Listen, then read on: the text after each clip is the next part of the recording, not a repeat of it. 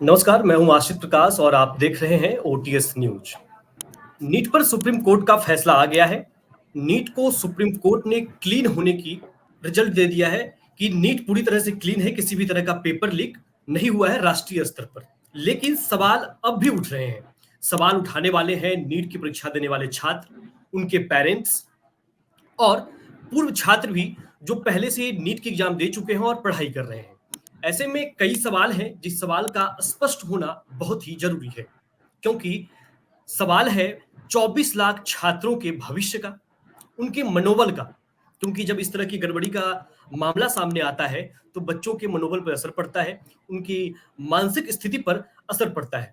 ऐसे में तमाम पहलुओं पर जो कि अनजान है, अभी भी जो लोग नहीं जानते हैं, उस पर बात करने के लिए हमारे साथ जुड़े हुए हैं एमबीबीएस के छात्र ओम प्रकाश राजपूत, जिनसे हम बात करेंगे उन तमाम पहलुओं पर जिसे आम जनों को जानना बहुत जरूरी है।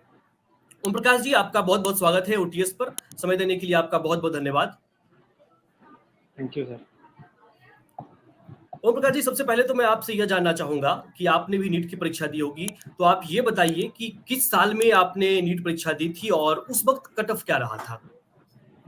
जो मैंने नीट की परीक्षा दी थी, तो मैंने सन 2022 में नीट की परीक्षा दी थी और उस टाइम जो लास्ट कट ऑफ था वो 606 मार्क्स था। ये यूपी का कट ऑफ बताया मैंने आपको। अच्छा, अब इस साल जो परीक्षा में जो गड़बड़ियां आई हैं और बच्चों का जो है पूरे मार्क्स लाना, एक एक सेंटर पर, किसी विशेष सेंटर पर बच्चों का इस तरह से मेरिट लिस्ट में नाम आना, इस तरह की खामियां को आप कैसे देखते हैं?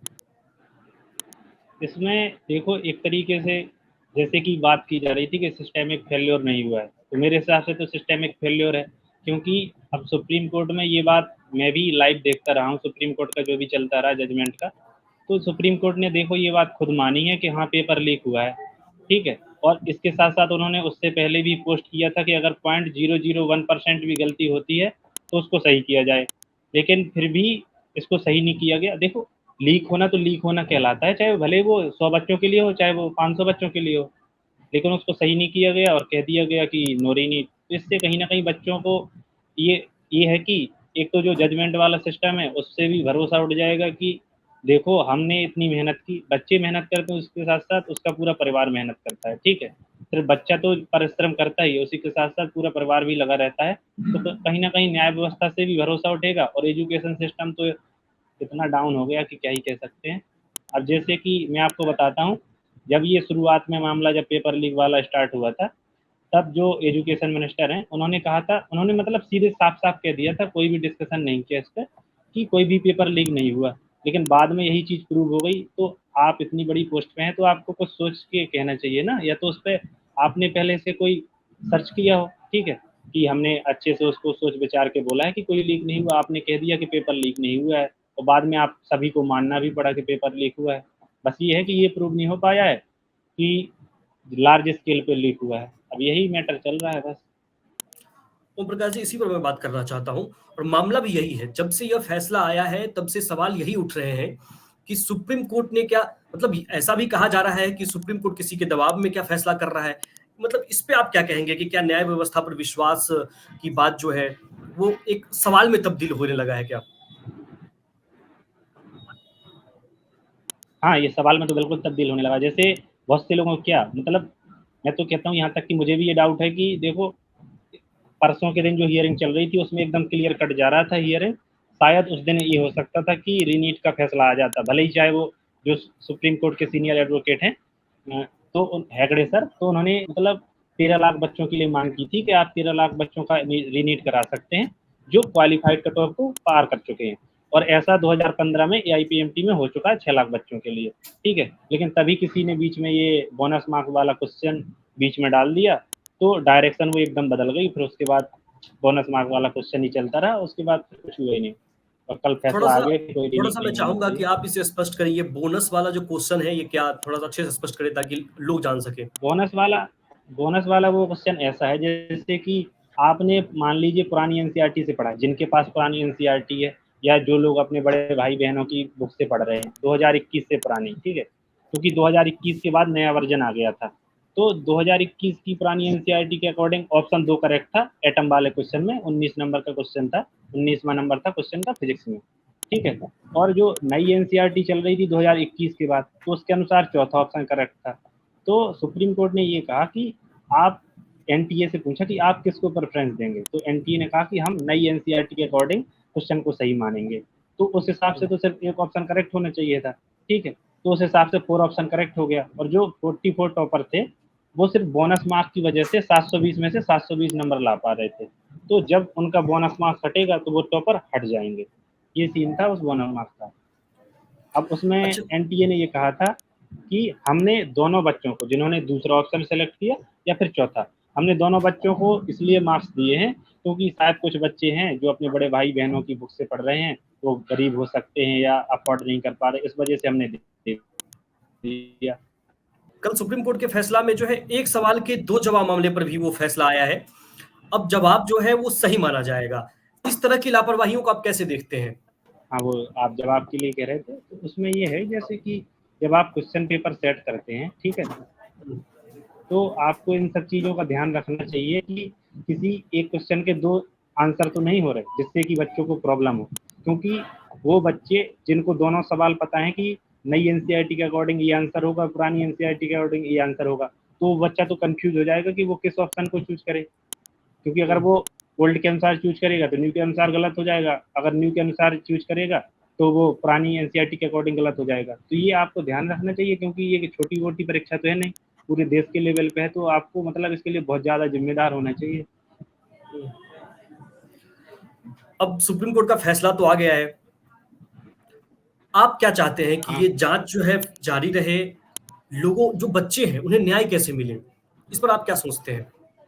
देखिए ये बात है कि जैसे कि कह दिया है कि कोई भी रीनीट नहीं होगा, तो इससे तो बच्चों को न्याय तो नहीं मिला ना, ठीक है। हुँ, और अगर देखो रीनीट होता, देखो न्याय तो दोनों कंडीशन में नहीं मिलेगा, रीनीट होता है तो भी नहीं मिलेगा और नहीं होता है तो भी नहीं मिलेगा, देखो। लेकिन बस ये है कि अगर रीनीट होता है तो ये समझिए कि कम से कम 80 to 90% बच्चों को न्याय मिल जाएगा, ठीक है। हुँ, और वो इसलिए, कुछ बच्चों को इसलिए नहीं मिल पाएगा न्याय, क्योंकि आप देखिए, देखो हर टाइम जो 3 घंटे, देखो पेपर होता है 3 घंटे 20 मिनट का, तो ज़रूरी नहीं है कि हर बच्चे का सेम दिमाग चलेगा, मतलब जो दिमाग उस दिन चला हो, शायद ज़रूरी नहीं है इस बार भी उतने मार्क्स लाए, क्या पता इस बार उसके मार्क्स घट जाएँ, ठीक है। भले ही उसने उस टाइम ईमानदारी से परीक्षा दी थी, लेकिन इस बार भी वो ईमानदारी से परीक्षा देगा, लेकिन इतने दिनों से ये जो बवाल चल रहा है, तो शायद इस बीच उसने पढ़ाई ना कर पाई हो, वो भूल गया हो बहुत सारी चीज़ें, तो कई बच्चों का नुकसान भी होगा। लेकिन जो बच्चे पढ़ते रहे होंगे तो उनका फ़ायदा होगा, ठीक है।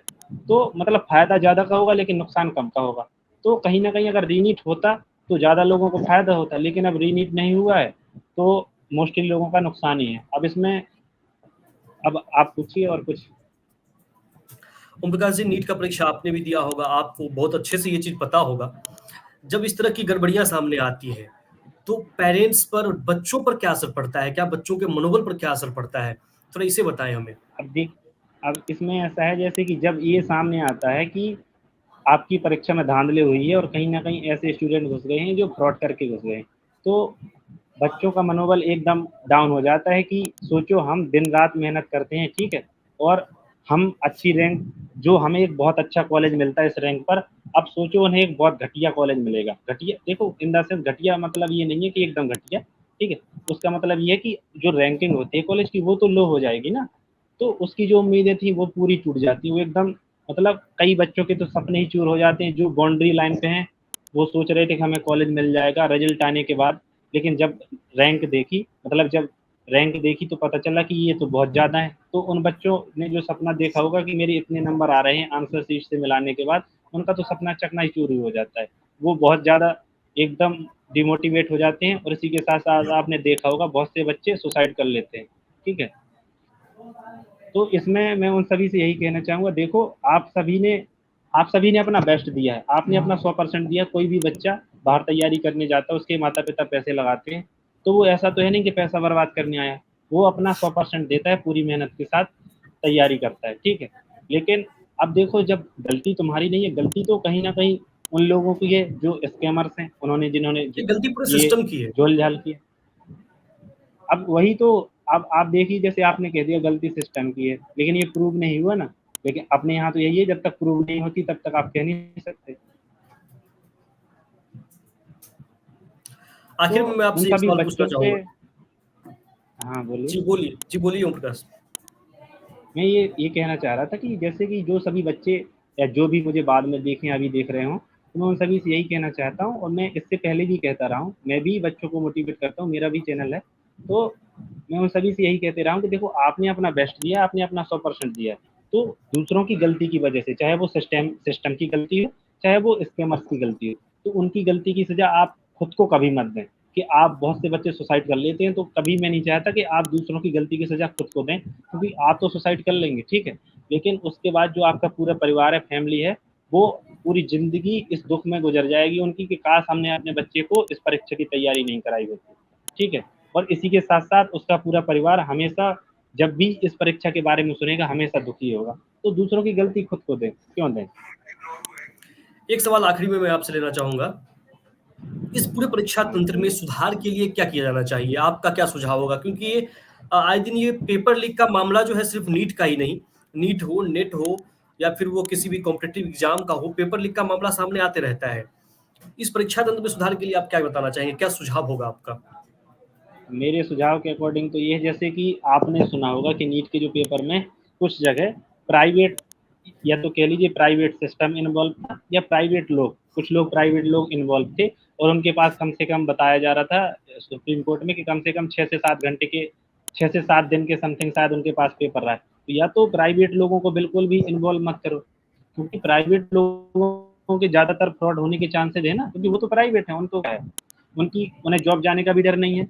उन्हें सिर्फ डर डर तो सिर्फ इस बात का कि पकड़े जाएँ तब, तो पकड़े तो जाते हैं नहीं, और पकड़े भी जाते हैं तब तब उन्हें कुछ होता है जब प्रूफ मिलने चाहिए, प्रूफ मिलते नहीं है, कभी प्रूफ जला दिए जाते हैं, ठीक है। या तो ऐसा करना चाहिए, अगर आपको सिस्टम सही रखना है, तो उससे जो गवर्नमेंट एम्प्लॉई है उनको देखिए, और जो एकदम क्लीन है, ठीक है।